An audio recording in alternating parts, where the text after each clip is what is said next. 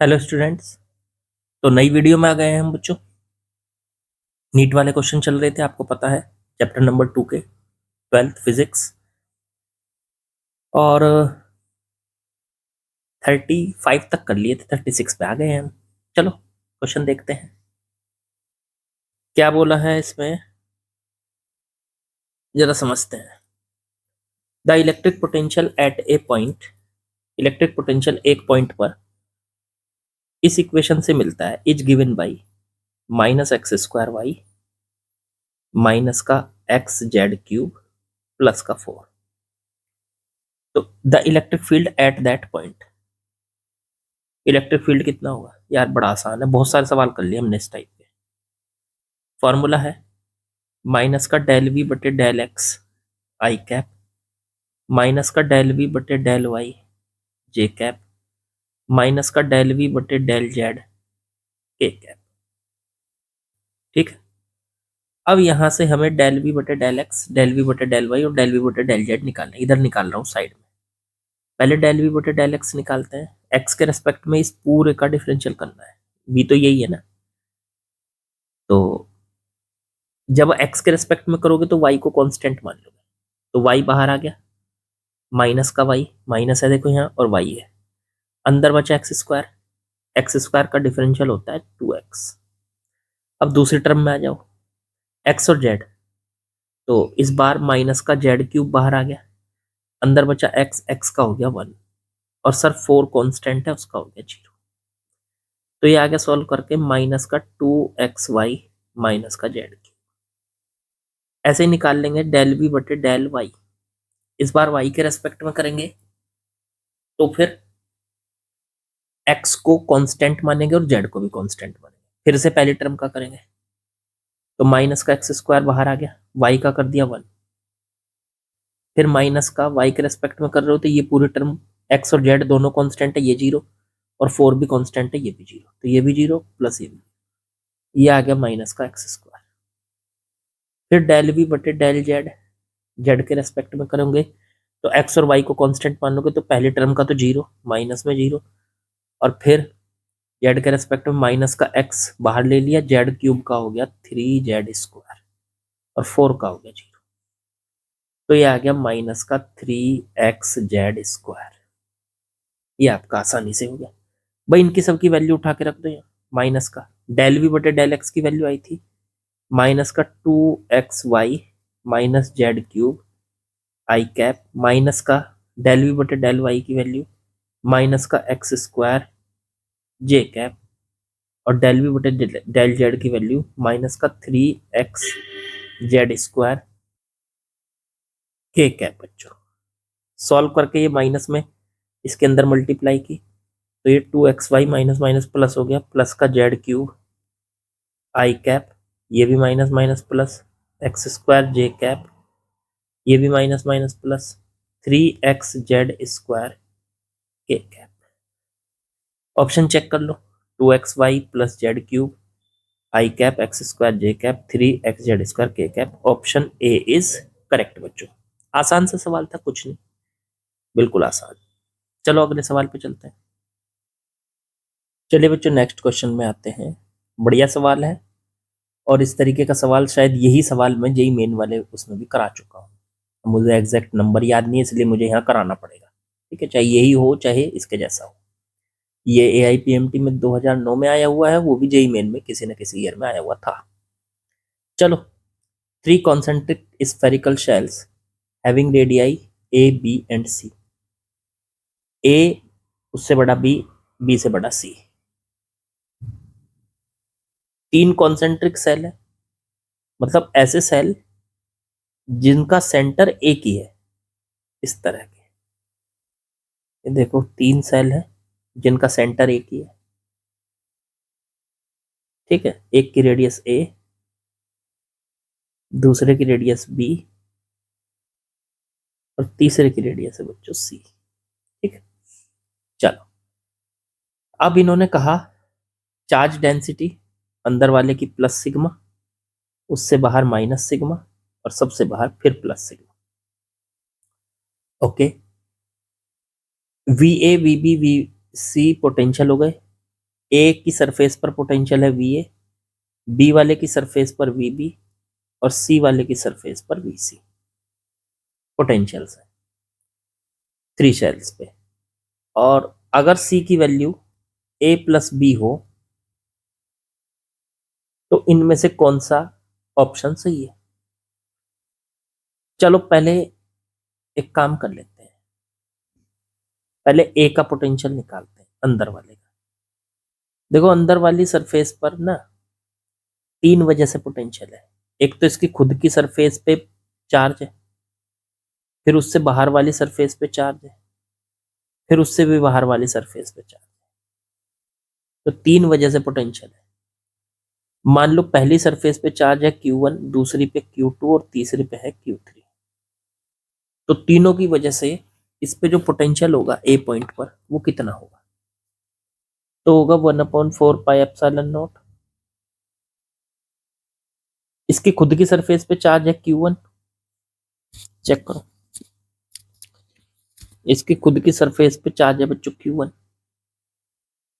और बटे में इसकी रेडियस a, फिर प्लस दूसरी वाली पे चार्ज है Q2 और उसकी फिर हमें रेडियस लेनी पड़ेगी या क्या लेना पड़ेगा उसके लिए सोचो।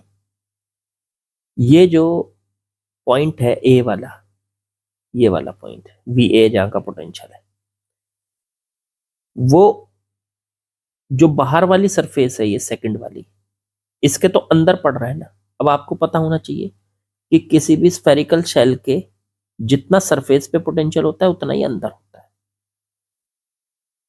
इसका मतलब तो ये हुआ ना कि सर बाहर का पोटेंशियल वी बी और अंदर भी उतना ही पोटेंशियल होगा जितना पोटेंशियल ये है। तो अंदर जो पोटेंशियल जाएगा आपका जितना बाहर सरफेस पे होगा इसके खुद की वजह से उतना ही अंदर होगा। तो अंदर कितना जाएगा? तो अंदर इस बार आपको रेडियस जो लेनी पड़ेगी या डिस्टेंस जो लेनी पड़ेगी सेंटर से वो इसी पॉइंट तक की लेनी पड़ेगी, यहां तक की। तो वो आ जाएगा बी। फिर Q3 तीसरे नंबर वाला और बटे में अब ये जो पॉइंट है वो तीसरी सरफेस के भी अंदर आ रहा है तो बटे में सी, ये आ जाएगा आपका वी ए।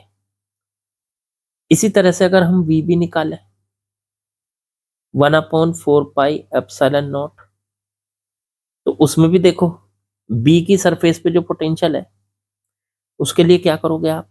तो इसके एक तो खुद की वजह से होगा, एक अंदर वाले की वजह से भी होगा ना। अंदर वाली सरफेस से तो ये पॉइंट बाहर पड़ रहा है ना, तो बाहर तक की डिस्टेंस लेनी पड़ेगी सर सेंटर से।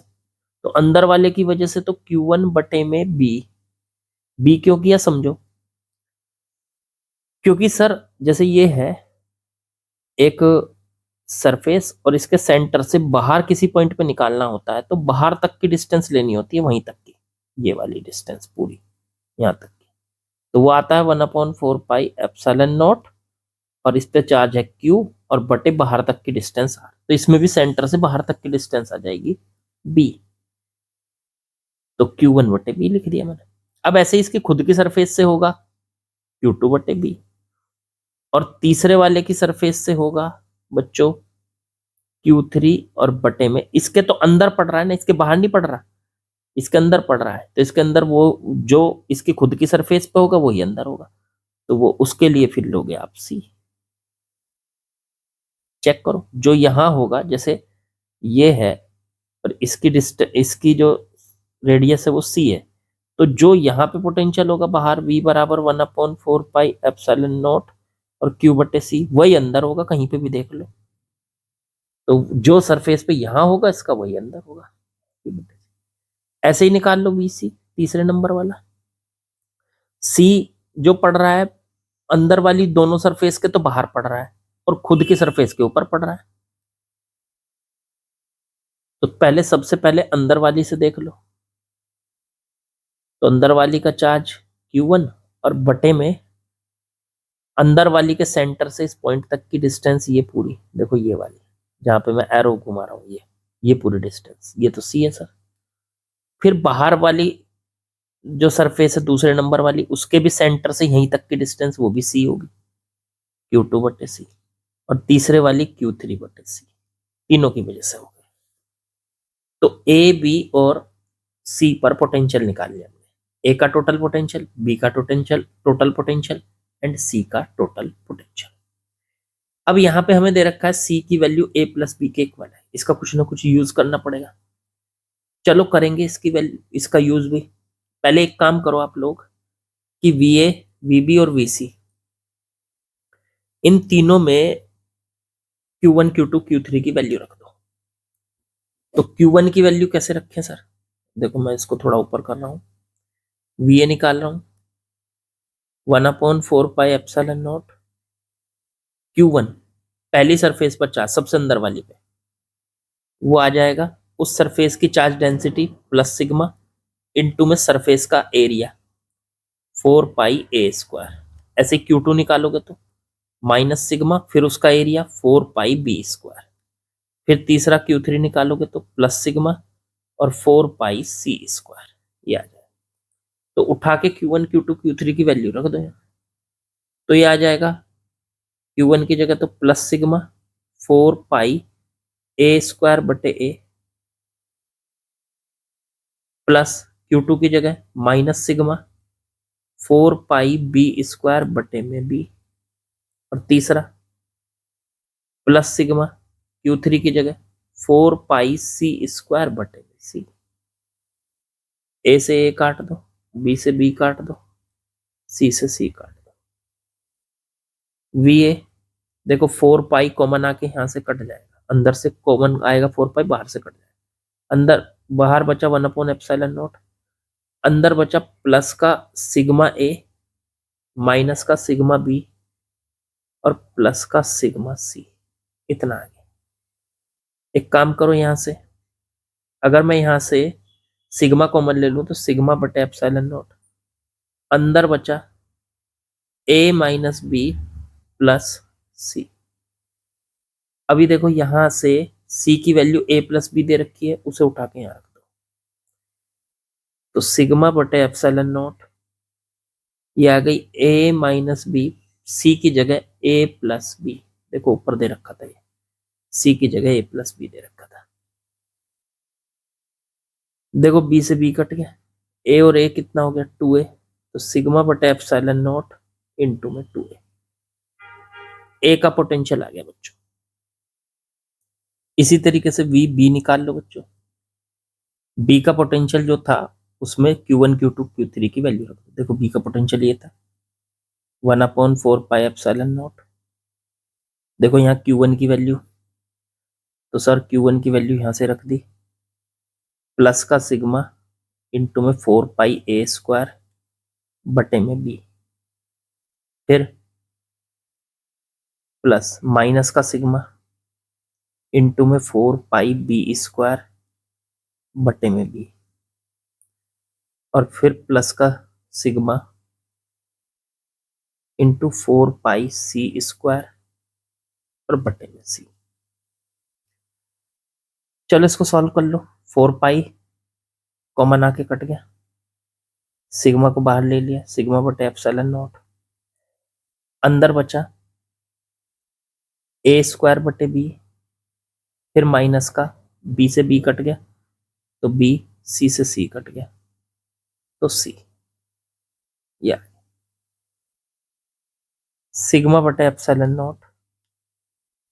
अब यहां से देखो ऊपर से फिर वही जाओ, वहीं c की जगह a प्लस बी लिख सकते हो आप, तो a²/b² माइनस बी प्लस सी की जगह a प्लस बी, बी से बी कट गया, ये सॉल्व करके आ गया σ/ε0 a²/b था ये, सॉरी b² नहीं था, नीचे ये b² नहीं था, b था, तो a²/b प्लस में a, ठीक है, ये आ जाएगा आपका b का पोटेंशियल। तो जो हमारा आंसर बना बच्चों वो बन गया सिग्मा, चाहो तो इसको थोड़ा सा ऐसे लिख लो,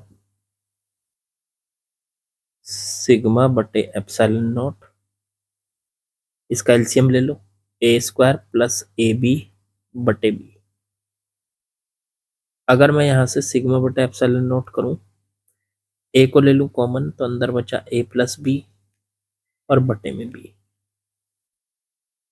ठीक, ए प्लस बी की जगह सी लिख सकते हो, तो सिग्मा बटे एप्सिलॉन नोट ये आ गया ए सी बटे बी, ये आ गया बच्चों।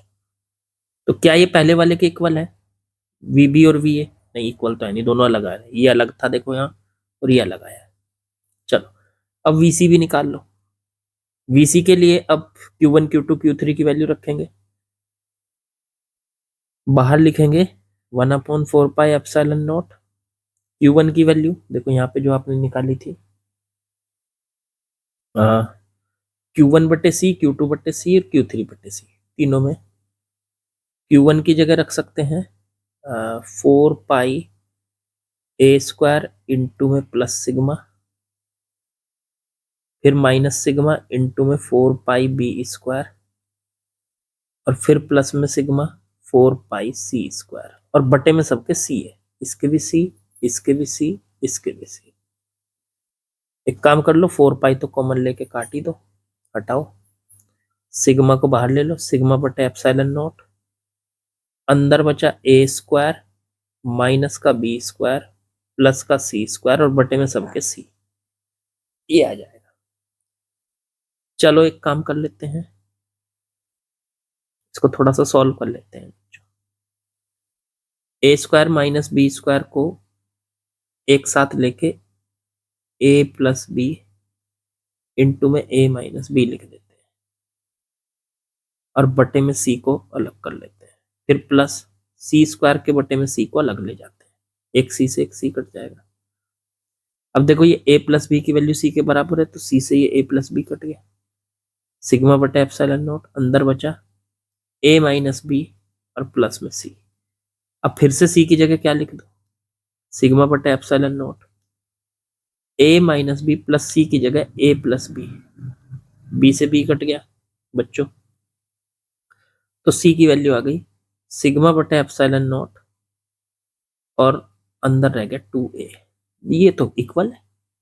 देखो VC और VA तो आपस में बराबर आए हैं, लेकिन VB इक्वल नहीं आया है, तो ऑप्शन क्या होना चाहिए कि VC बराबर VA लेकिन VB इनके इक्वल, VB इनके इक्वल नहीं है। VC और VA इक्वल है, VB इक्वल नहीं है, तो ऑप्शन चेक कर लो, VC और VA तो इक्वल है, VB इक्वल नहीं है, तो option A is correct. VC और VA इक्वल है ना, VB इक्वल नहीं आया था, हाँ, तो ऑप्शन ए इज करेक्ट बच्चों, ये ऑप्शन हो गया। चलो आगे बढ़ते हैं, अगले क्वेश्चन पे चलते हैं। चलिए नेक्स्ट क्वेश्चन में आते हैं बच्चों।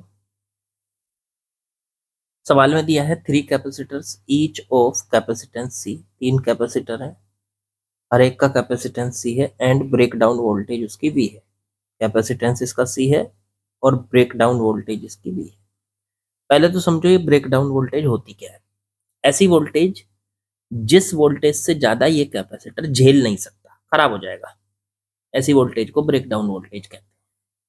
तो भाई साहब ये वी से ज्यादा वोल्टेज झेल नहीं सकता, और इनको ज्वाइन किया गया सीरीज में, तो तीनों को सीरीज में ज्वाइन कर दिया, सी सी और सी। तो एक तो इनकी ब्रेकडाउन वोल्टेज तीनों की मिला के कितनी होगी। अब देखो एक बात बताओ, ये पहले वाला वी पे खराब होगा, इसकी ब्रेकडाउन वोल्टेज वी है, तो ये तो वी झेल सकता है, तो इसकी मैक्सिमम वोल्टेज कितनी हो सकती है, वी। सर दूसरे वाला भी वी पे खराब होगा, तीसरे वाला भी वी पे खराब होगा। अब सीरीज में वोल्टेज क्या हो जाती है, जुड़ जाती है, तो तीनों की वोल्टेज मिला के हो गई 3V, ठीक है ना। और तीनों का कैपेसिटेंस सी इक्विवेलेंट कितना हो जाएगा, C/3। हमें पता है कि अगर 3 कैपेसिटर सीरीज में लगे हो तो उनका इक्विवेलेंट होता है C/3, तो बस आंसर हो गया C/3, और ब्रेक डाउन वोल्टेज हो गई 3V, तो C/3 3V, option C is correct. आसान सवाल था, चलो आगे बढ़ो। नेक्स्ट क्वेश्चन को देखते हैं। Electric potential at a point in a free space due to a charge Q। देखो Q कोई चार्ज है और उसकी वजह से R डिस्टेंस पे, मान लो यहाँ पे इसका जो पोटेंशियल V दिया है वो दिया है Q इंटू 10⁻11 वोल्ट। तो इस पॉइंट पर इलेक्ट्रिक फील्ड बताना है। तो इलेक्ट्रिक फील्ड का फॉर्मूला होता है 1/4πε0 Q/r²। पर सर हमें R तो पता नहीं। कोई बात नहीं, ये जो वोल्टेज दी है इससे हम R का पता कर लेंगे, ये कितनी दूर है, उसको उठा के यहाँ रख देंगे। तो अब हम यहाँ से इसको पता कर सकते हैं। तो इजीली V बराबर होता है 1/4πε0 Q/r। ठीक है, तो V की जगह रख देंगे ये, तो ये रख दिया Q इंटू 10⁻11 बराबर 1/4πε0 Q/r। Q से Q कट गया, 10⁻11 ये बन गया 1/4πε0 9 इंटू 10⁻9 और बटे में R को यहाँ ले जाओ तो R बराबर आ गया 9 इंटू 10⁻9 और बटे में 10⁻11। ये 9 पावर कट जाएंगी, 2 बचेंगी, ये बन जाएगा 9 इंटू 10⁻⁻2 मीटर। इसको उठा के यहाँ रख दो। ठीक है, लेकिन इन्होंने तो 1/4πε0 की टर्म्स में ही दे रखा आंसर। चलो E बराबर 1/4πε0 की वैल्यू नहीं रखेंगे, 1/4πε0 Q बटे में R², R की जगह रख दो 9 इंटू 10⁻⁻2 का होल स्क्वायर। ठीक है ना। अब यहाँ पे सर इसकी वैल्यू तो रखनी पड़ेगी, चाहे फिर उसको बाद में चेंज कर देंगे। चलो रख दो फिलहाल 9 इंटू 10⁻9 इंटू में Q और बटे में नीचे 9 इंटू 9 कितना हो जाएगा 81 इंटू 10⁻⁻⁻⁴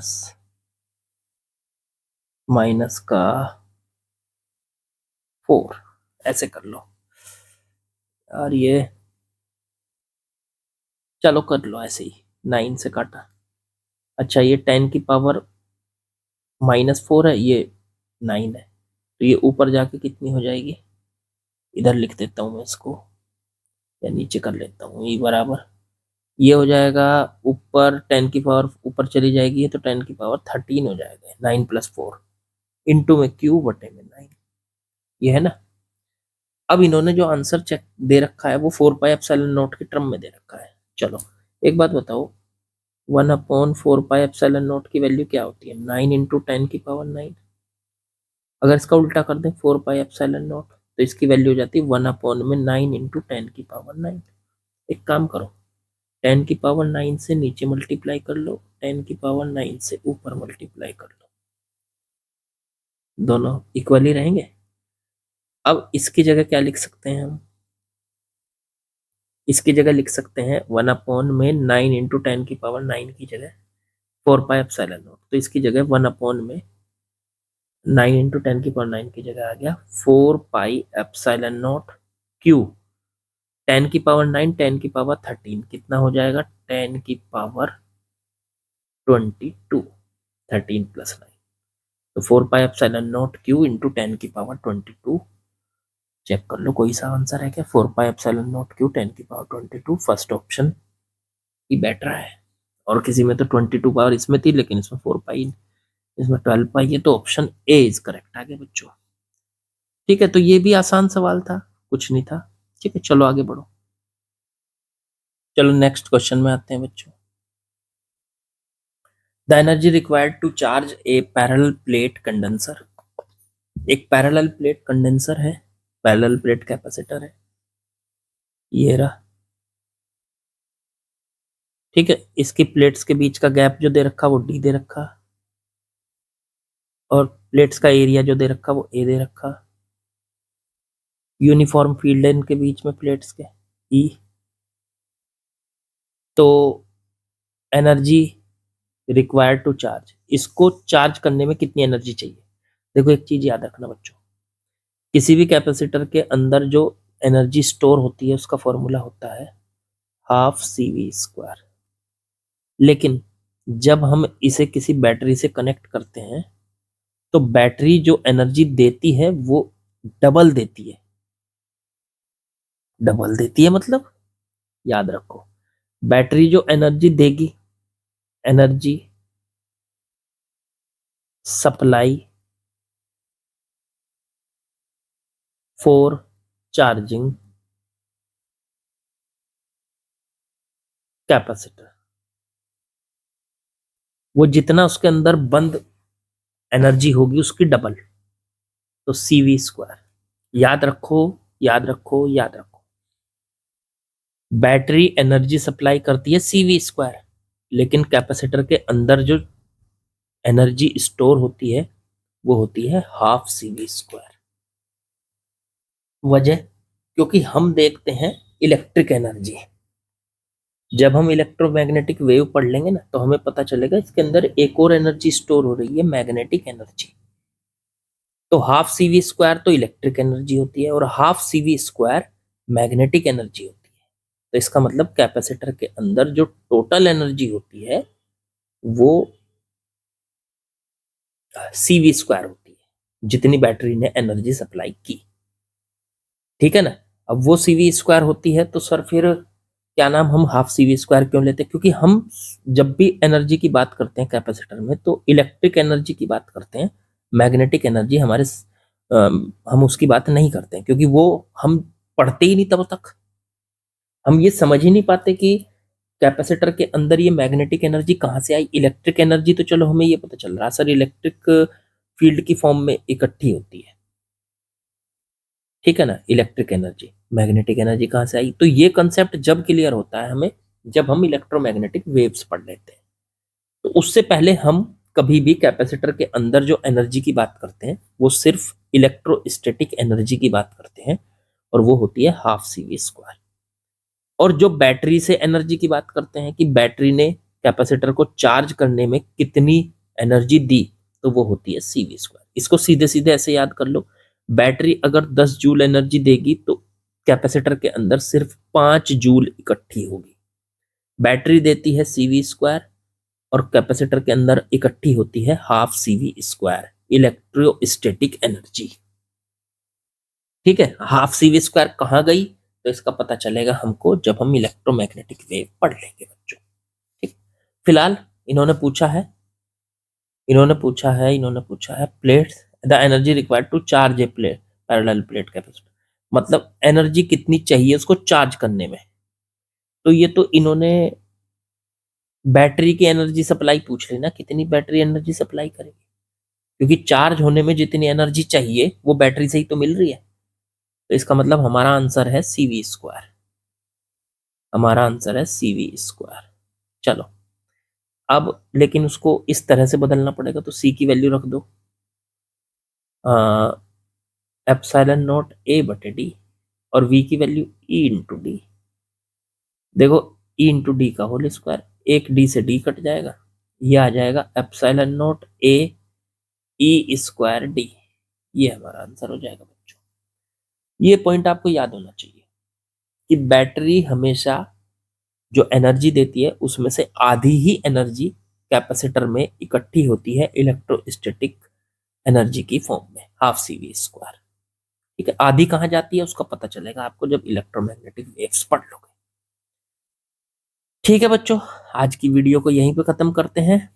40 तक क्वेश्चन हमने लगा लिए हैं। क्वेश्चन देखो साथ साथ करते रहो, आप जितने अच्छे से प्रैक्टिस कर लोगे ना उतने बढ़िया नंबर आपको मिलेंगे, चाहे आप मेंस दे रहे हो चाहे नीट दे रहे हो, सारे सवाल करो। ठीक है, और बाकी लाइक शेयर सब्सक्राइब कमेंट वगैरह ये तो कर ही दिया करो। ठीक है, तो जितना ज़्यादा करोगे उतना बढ़िया। चलो, कल मिलते हैं।